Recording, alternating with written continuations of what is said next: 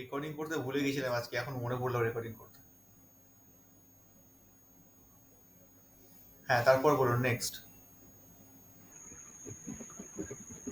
বলছি মেন এন্ট্রিটা ঠিক জায়গায় আছে, ওটা তো ঠিক জায়গায় নেই।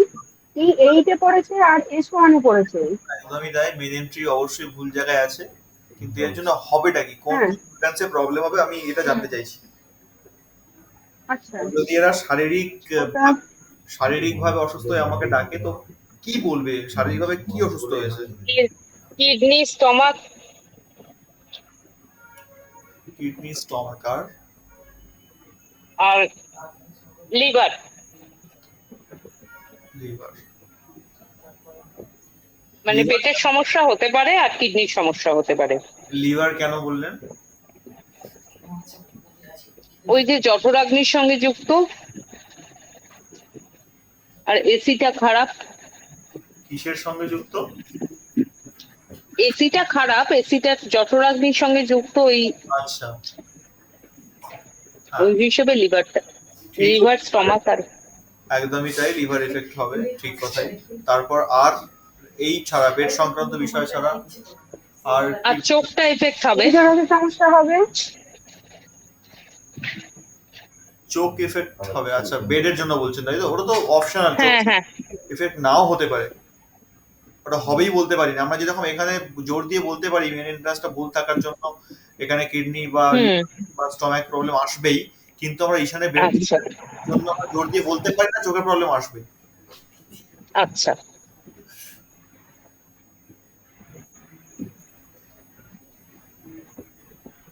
আর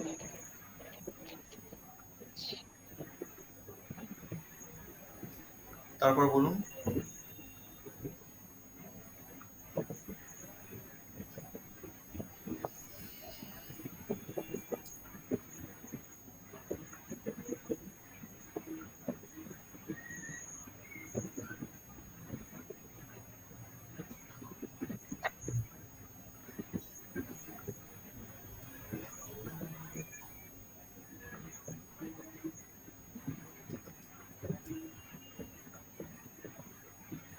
আচ্ছা, এবার একটা স্যার এই ডাব্লু হ্যাঁ বলুন। WNW এর এখানে যে বাথরুমটা আছে, হ্যাঁ, তার পাশে পাশে এটা কি, পরপর তিনটে দুটোই কি বাথরুম? পরপর তিনটে বাথরুম আছে ওখানে। আচ্ছা, তাহলে স্যার এই NW যে ইয়েটা আছে, NW তে তো বাথরুম করা যায় না। কেন করা যাবে না? নর্থ ওয়েস্ট তো, যা করা যায় তো। নর্থ ওয়েস্ট তো নিউট্রাল জোন, কেন করা যাবে না? আচ্ছা, NNW টায় কি আছে? NNW তে কি কিছু আছে না ফাঁকা জায়গা? মানে বুঝতে পারছি না ওটা। ওটা ফাঁকা জায়গা আছে, ফ্রি স্পেস, উঠোন হয়ে আছে ওটা।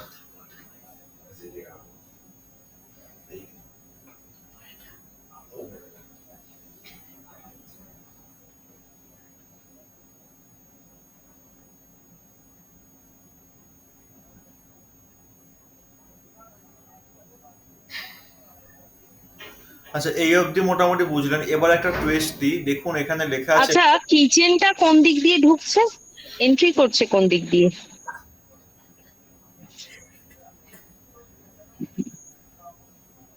কিচেনটা, বাড়ির এন্ট্রান্সের মধ্যে তো কিচেনের এন্ট্রান্স ওপেন হচ্ছে না কোথাও। কিচেনের যে এন্ট্রান্সটা আছে ওপেনটা দেখানো হয়নি, কিচেন এই যে পোর্শনটা আছে এইটা, এখান থেকে কিচেনটা ঢুকছে, এটা ওপেন কিচেন আছে, এই জায়গা থেকে ঢোকা হচ্ছে কিচেন।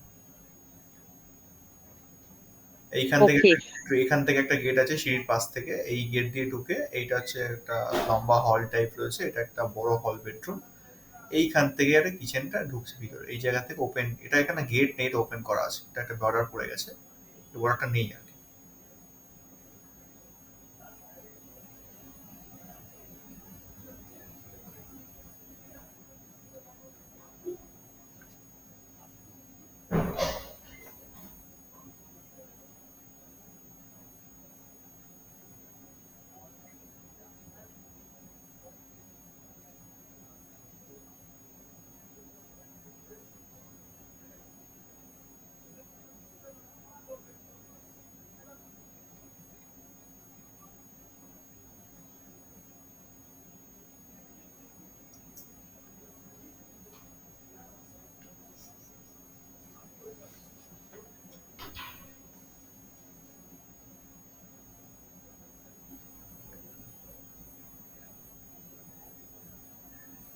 এবার দেখুন একটা জিনিস, এখানে লেখা আছে north 25 degree rotate.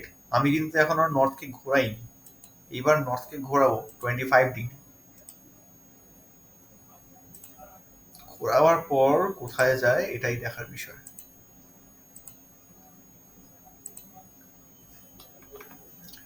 25 degree north ঘুরে গেল। এইবার দেখুন কোনটা কোন জোনে গিয়ে পড়েছে, এখান থেকে কোনো প্রবলেম বেরোয় কিনা।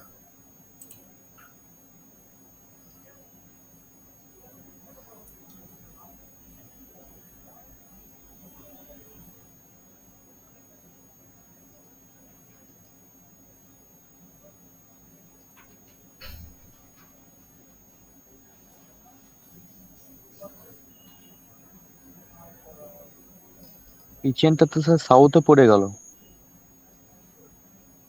পড়ে গেল তাহলে এটা তো একটা, কেন? সাউথে তো কিচেন করা যায়, সাউথ তো অগ্নিদত্তেরই মধ্যে পড়ে, যদি অগ্নির শেষ পর্যায়ে, কিন্তু অগ্নিদত্ত তো আছে ওখানে। না সাউথে তো একদম মানে অগ্নি শেষ ওখানে, মানে সেই সেই ছাইয়ের ব্যাপার বলছিলেন আপনি যেটা। আর ছাই তো শুরু হচ্ছে এসএস আহ, থেকে। আপনি তো বলছিলেন যে অগ্নির যে লাস্ট আর কি, হ্যাঁ, অগ্নি একদম। ওই লাস্টেই তো অগ্নির লাস্ট যেটা, সেই লাস্টেই একদম আগুন শেষ হয়ে যাচ্ছে, মানে আগুন শেষ হয়ে গিয়ে যে কয়লা কয়লা ভাব থাকে, হ্যাঁ, সেটা ওই অগ্নি শেষেই। এবার তারপরে যে যে ছাইকে দক্ষিণ দিকে পার আসছে করা হয়। বা প্রথম, সেখানে তো মানে একদম ছাই, এটাই বলছিলেন নাকি? হ্যাঁ, সাউথে হচ্ছে ছাই চাপা আগুন যেটা থাকে একদম। হ্যাঁ হ্যাঁ হ্যাঁ, ঠিক। কিন্তু রান্নাঘর চলে, সাউথেও চলে, মানে এসি থেকে শুরু করে, অগ্নিকোণ থেকে শুরু করে সাউথ পর্যন্ত আমরা রান্নাঘর করতে পারি। তবে একটা আচ্ছা বেডরুম তো পড়েছে একদম ডিপ্রেশন জোনের মধ্যে। হ্যাঁ, অবশ্যই ঠিক, একদম ঠিক। বেডরুম পড়েছে হুম ডিপ্রেশনের মধ্যে, কিন্তু যাই হোক, বাঁচোয়া, বালিশটা দেওয়া হয়েছে ওয়েস্টে। যদি মাথাটা, বালিশ, যদি বালিশটা ওয়েস্টে। মাথাটা, আবার আবার এদিকে এদিকে এই আবার এদিকের NNW যে, হ্যাঁ আর একটা বেডরুম সেটা পড়েছে ইয়েসিতে। ইএসিতে বেডরুম, আচ্ছা আচ্ছা, ওই বেডরুম, হ্যাঁ। ইএসিও পেয়েছে একজন, আর একজন পেয়েছে সাউথ ইস্ট। মানে দুজন ব্যক্তি, দেখুন এখানে মজার জিনিস, দুজন ব্যক্তি শুচ্ছে একই বেডরুমে, অথচ দুজন দুটো জোনে শুচ্ছে। আর দুজনের ওপর এফেক্ট কিন্তু পুরো ভিন্ন আসবে। ডান দিকে যে শোবে তার ঘুম মানে এটা লিভারের প্রবলেম হওয়ার জায়গা থাকতে পারে। একদমই থাকতে পারে, ডান দিকে যে শোবে তার ঘুমের প্রবলেম হবে, তার নানা রকম অ্যাংজাইটি প্রবলেম আসবে। কিন্তু বাঁ দিকে যে শোবে তার মধ্যে একটু রাগ আসবে, একটা অ্যাঙ্গার বাড়বে, কিন্তু ঠিকঠাক থাকবে মোটামুটি বলা যায়। মানে শারীরিক ভাবে ঠিক থাকতে পারে। হ্যাঁ, অথচ একই বেডরুম একই জায়গায় শুচ্ছে, কিন্তু দুটো জোন কিন্তু পুরো আলাদা হয়ে গেল। একদমই। বলছি স্যার জোন ইস্টে কি হিসাবে যদি ঠিকঠাক ইস্টে কি মেন এন্ট্রান্স করা যায়? কোথায়? ইস্টে ওইখানে আছে। এন্ট্রান্সের কথা যখনই আসে তখনই দেখে নেবেন তিন চার, সে ইস্টে হোক, ওয়েস্টে হোক, নর্থে হোক, সাউথে হোক। এন নর্থের ক্ষেত্রে N3 N4, ইস্টে E3 E4, সাউথে S3 S4, আর ওয়েস্টে W3 W4, ব্যাস। এর মধ্যে পড়ে গেছে মানে এন্ট্রান্স পারফেক্ট আছে, এর মধ্যে নেই মানে কোথাও না কোথাও এন্ট্রান্সে গলদ থাকবে। এনএনডব্লিউ তে একটা টয়লেট পড়ে গেছে, ওটায় সমস্যা হবে না? এনএনডব্লিউ টয়লেট খুব একটা বেশি প্রবলেম করে না, আবার একদমই যে করে না এটাও বলবো না, মোটামুটি চলে যায় আর কি, ভালো মন্দ মিশিয়ে। এনএনডব্লিউ টয়লেট মানে কোথাও না কোথাও হাজব্যান্ড ওয়াইফের মধ্যে সম্পর্কে কোথাও না কোথাও গিয়ে একটুখানি হলেও একটু প্রবলেম নিয়ে আসে।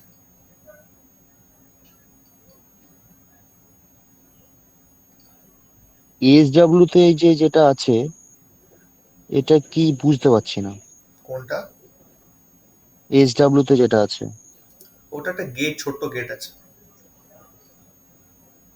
মানে এই ওটাই, গেটটা কি ওটাই ওটাই মেন এন্ট্রান্স ছিল, এখন ওটা বন্ধ করে দেওয়া হয়েছে। করে দিই এদিকে ইস্টের দিকে একটা মানে সাউথের দিকে দেখুন একটা S3 S4 এ না S2 কোথায় পেয়েছে ওটা, S3 পেয়েছে, S2 S3 তে একটা গেট দেওয়া হয়েছে, মেন গেট দেওয়া হয়েছে, ওটা আমরা গেট করেছি ওখান থেকে। আর SW তে যেটা W1 এ যে গেটটা ছিল এই গেটটা আমরা ক্লোজ করে দিয়েছি, বন্ধ করে দিয়েছি।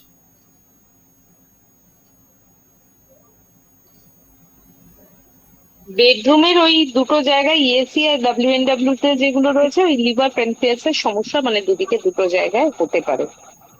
হুম।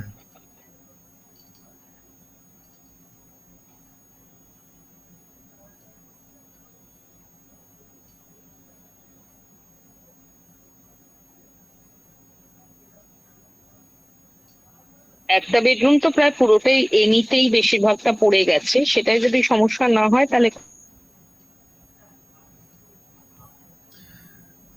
এখানেও দেখুন ওই বেডরুমটা দুটো জোন কিরকম কত সুন্দরভাবে ভাগ হয়েছে। এনিতে যে বেডরুমটা আছে এই বেডের পজিশন যদি দেখি ভালো করে, ডান দিকটায় যে শুচ্ছে সে পাচ্ছে ইএনই, মানে সুখে শান্তিতে একদম আহ, মনের আনন্দে সে ঘুমাবে। বাঁ দিকটায় সে শুচ্ছে সে পুরো নর্থ ইস্টে শুচ্ছে। একদমই। তার তার পৃথিবীটাই পুরো আলাদা। দুজন একই ঘরে একই বেডে শুচ্ছে কিন্তু দুজনের ক্যারেক্টারিস্টিক, দুজনের ভাবনা চিন্তা টোটালি ডিফারেন্ট হয়ে যাবে।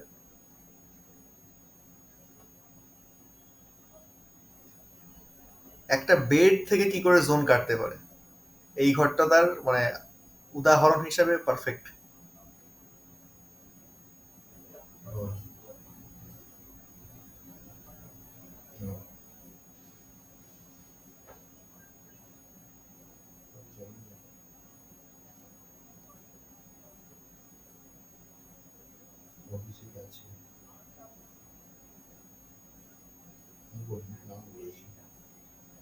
আচ্ছা, ওই খাটটা যদি ঘুরিয়ে দেওয়া যায় তাহলেই তো দুটো বালিশ দুপাশে হয়ে যাবে। খাটটা যদি ঘুরিয়ে দেওয়া যায় তাহলে দুটো বালিশ, হ্যাঁ ইয়েনি পেয়ে তো যাবে, অবশ্যই পেয়ে যাবে। হুম। তাও ওই মাথাগুলোই পাবে, হাত পা গুলো পাবে না। মাথাটাই তো দরকার। তাহলে হয়ে যাবে, তাহলে খাটটা ঘুরিয়ে দিলেই ঠিক হয়ে যাবে। এটা তো রেমেডির পার্ট গেল, ওরকম হ্যাঁ করে দেওয়া যাবে, ঠিক আছে অসুবিধা নেই। কিন্তু হুম।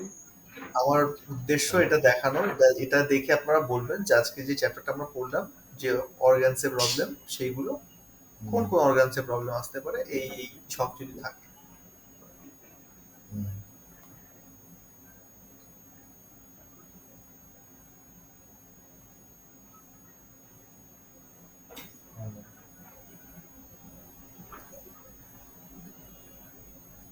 মোটামুটি একটা ছক যদি আমরা এভাবে খুলে দিই তাহলে আমরা বলতে পারবো তো যে কি কি প্রবলেম আছে। আর এই মানে শারীরিক হ্যাঁ, প্রবলেম ছাড়া বাস্তু প্রবলেম আর কি কি হ্যাঁ, problem হ্যাঁ, হ্যাঁ। আছে? মানে তার A to Z বিচারটা আমরা করতে পারবো তো। হুম। মানে এই যে আলোচনাগুলো করলাম মানে যেগুলো মাথা থেকে এলো সেগুলো কি সঠিক বললাম, সেটাই প্রশ্নটা। একদমই সঠিক, সঠিক না বললে আমি তখনই প্রোটেস্ট করতাম, আমি ঠিকঠাক করে দিতাম সেই মুহূর্তেই। যেগুলো যেগুলো আপনারা বলেছেন প্রত্যেকটা সঠিক, স্যার, ভুল তার মধ্যে আপনি বলছিলেন যে নর্থে যদি গন্ডগোল থাকে তাহলে শিরার প্রবলেম হয়, হ্যাঁ নার্ভের প্রবলেম হয়, আপনি বলেছিলেন এটা। হ্যাঁ ঠিক। তো এটা কি এই যে নর্থে যেটা আছে এটা ব্লাড বললেন, তাহলে এটা নর্থে কি করে বুঝবো? নর্থে প্রবলেম থাকলে শিরা উপশিরা বা এই দিকে প্রবলেম কেন বলেছিলাম, আমাদের যে রক্তবাহী নালিকাগুলো রয়েছে সেই রক্তটা আমি একটু আগে দেখালাম যে ব্লাডকে রিপ্রেজেন্ট করে নর্থ। তো ব্লাডের যে ফ্লোটা, ব্লাডের রাস্তাটা কি, ব্লাড কিসের মাধ্যম দিয়ে গোটা শরীরে যাওয়া আসা করছে, নারীর মাধ্যম দিয়ে না, শিরার মাধ্যম দিয়ে না। না, এটা এটা আমি বুঝতে পেরেছি স্যার, এই এটা আমি বুঝতে পেরেছি, কিন্তু আমার বোঝার প্রশ্নটা হচ্ছে যে নার্ভের প্রবলেম যেটা বলছিলেন, হ্যাঁ, তো এটা কি করে হয়? নার্ভের প্রবলেমের জন্য মেইনলি যে দিকটা দায়ী সেটা হচ্ছে নর্থ ইস্ট। কিন্তু নর্থ থেকেও আমরা নার্ভের প্রবলেমকে পাই, সেটা এই কারণে পাই, নার্ভের প্রবলেম আমাদের তখনই আসে যখন মস্তিষ্কে সঠিক পরিমাণে রক্তের সঞ্চালন না হয়। আর রক্তের দিকটাকে দেখে নর্থ। অতএব নর্থ ঠিকভাবে কাজ করতে পারছে না, নর্থ রক্তকে ঠিকভাবে মস্তিষ্কে পাঠাতে পারছে না, এই কারণের জন্যই তো নার্ভের প্রবলেমটা আসছে। আমাদের মেডিকেলে পড়তে হবে স্যার, যা দেখছি। না না, মেডিকেল করতে হবে না, আমি এগুলো দেখাচ্ছি মানে আপনাদের, আমি ওই জন্য ডিটেলসে গেলাম না। আমি যদি চাইতাম ওই তো অর্গানস গুলোকে প্রত্যেকটা ভেঙে ভেঙে ডিটেলসে পড়াতে গেলে আজকে এক একটা অর্গানই এক একটা ক্লাস চলে যাবে। যার জন্য অত ডিটেলসে গেলাম না, জাস্ট ওপর ওপর দিয়ে একটা বেসিক ধারণা আমরা করে নিচ্ছি।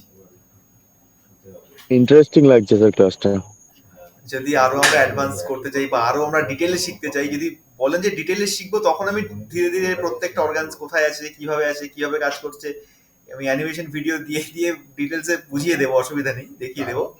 কিন্তু সেটা সবার পক্ষে নেওয়াটা সম্ভব হবে না, এই জন্য আমি ওই ডিটেলসে গেলাম না, বেসিকের উপর দিয়ে ছাড়লাম। বাস্তু পড়তে গেলে যদি বাস্তুকে আমরা একদম ডিটেলে জানতে চাই, খুব গভীরভাবে জানতে চাই, আমাদেরকে মেডিকেলও পড়তে হবে, আমাদেরকে অ্যাস্ট্রোলজিও পড়তে হবে, আমাদেরকে আপনার জিওলজিও পড়তে হবে, আর জিওগ্রাফিও পড়তে হবে, এবং সেটা ডিপলি পড়তে হবে। আর ম্যাথামেটিক্যাল তো আলকা আছেই।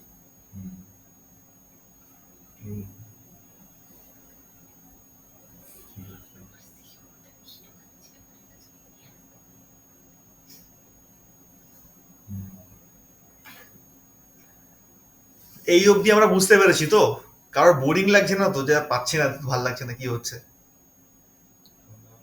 না স্যার, খুব সুন্দর লাগছে ক্লাসটা।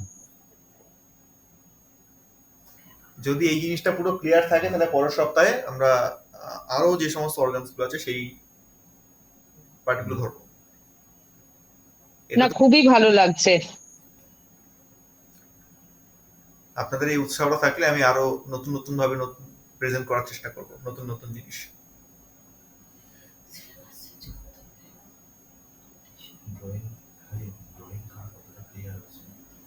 আচ্ছা, ড্রয়িং এর টিচার আমাকে জিজ্ঞাসা করছে ড্রয়িং কার কতটা ক্লিয়ার হয়েছে। আপনারা রিপোর্টটা দিলে পরের সপ্তাহে সেই মতন ড্রয়িং প্রেজেন্ট করা হবে। ড্রয়িং ক্লাসটা আমার না স্যার আমার ড্রয়িং খুব এর চাপ লাগছে। আমি আমার নিজের ব্যক্তিগত মত বললাম, আচ্ছা, ড্রয়িং এর ক্লাসটা আমার খুব চাপ লাগছে, মনে হচ্ছে যেন আমি কিছু শিখতে পারিনি, এটাই মনে হচ্ছে।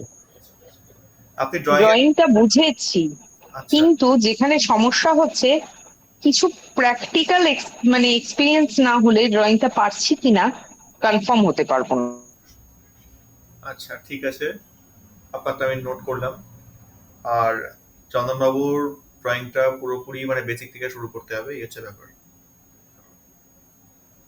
আর আমিও ড্রয়িংটা বুঝেছি, কিন্তু যখন একতলা থেকে দোতলায় যাচ্ছে তখন আর ওইটা বুঝতে পারি না, মানে তলা থেকে ওটা কিভাবে আঁকবো ওটা বুঝতে পারছি না। একতলা থেকে মানে একতলা বেসিক ড্রয়িংটা দোতলা, বুঝে গেছি, একতলার বেসিক ড্রয়িংটা পুরো বুঝে গেছি, কিভাবে ড্রয়িং করতে হচ্ছে কি না আমি বুঝে গেছি ওটা। আচ্ছা, কিন্তু সিঁড়ি দিয়ে ওঠার পর তারপরে যে ড্রয়িংটা, ওইটা আর বুঝতে পারিনি। ওটা আলাদা শিটে হবে না? হ্যাঁ, ওটা আলাদা সেটাই হবে, একসঙ্গে দুটো আসবে না। দুটো ফ্লোর যখন করব আমরা, দুটো ফ্লোর পুরোপুরি আলাদা হবে, একসঙ্গে হবে না, কারণ দুটো ফ্লোরের বাস্তু পুরো আলাদা হবে। আচ্ছা, আর ড্রয়িং নিয়ে কারোর কোনো প্রশ্ন বা কোনো কনফিউশন আছে? তাহলে সেটা নেক্সট উইকে আমরা পুরো ক্লিয়ার করে দেবো। যার যার যেখানে আটকে আছে, যেখানে যা প্রবলেম আছে, সেটা পুরো ক্লিয়ার হয়ে যাবে। স্যার স্যার, ক্লাসটা কি প্রত্যেক মঙ্গলবার 8:30 থেকে হবে? 8টা থেকে শুরু হয় আমাদের ক্লাস প্রত্যেক মঙ্গলবার। আচ্ছা।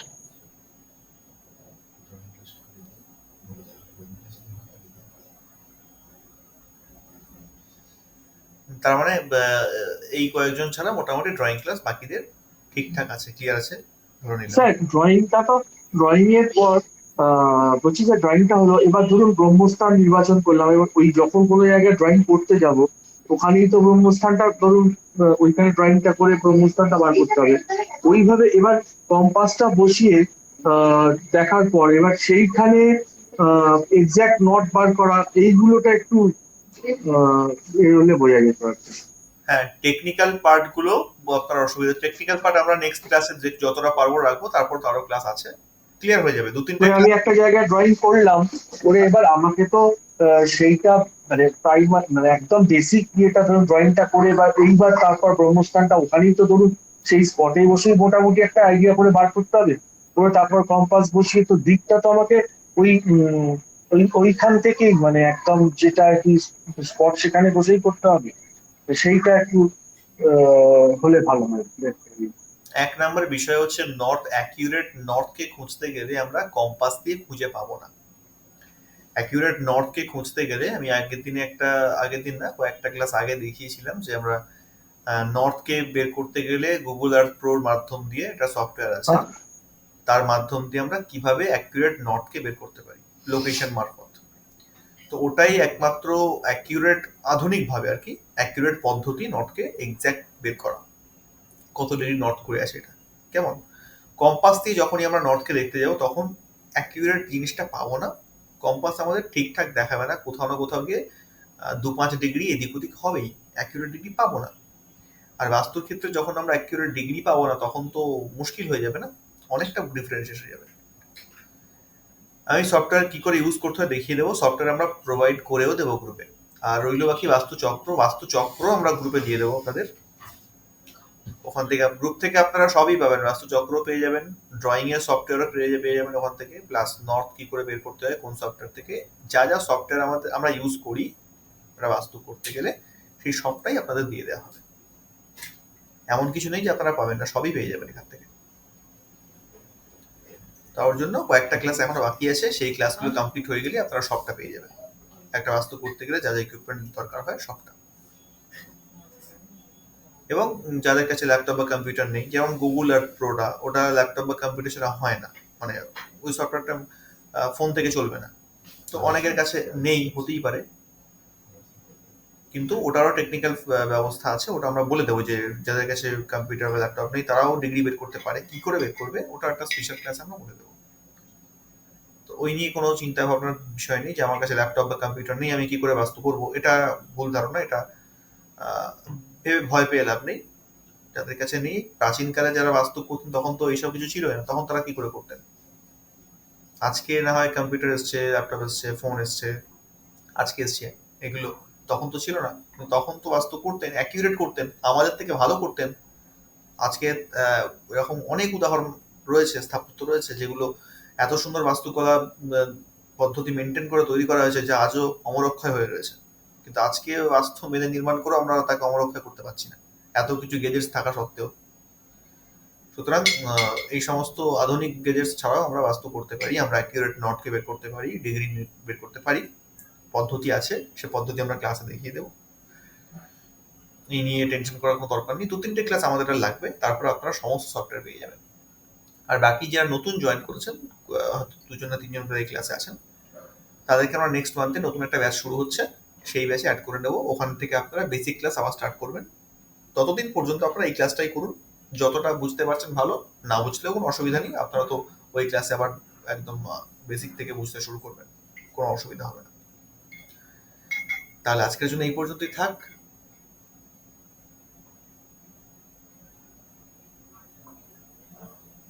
হ্যাঁ, থ্যাংক ইউ। আর একটু ওই মানে আহ, ছোটখাটো আপনাদের ধরুন পুরোনো ড্রয়িং ফয়িং তো অনেক কিছুই থাকবে, ওইরকম যদি একটু গ্রুপে শেয়ার করেন তাহলে আমাদের একটু নিজেদের প্র্যাকটিস করতে সুবিধা হবে।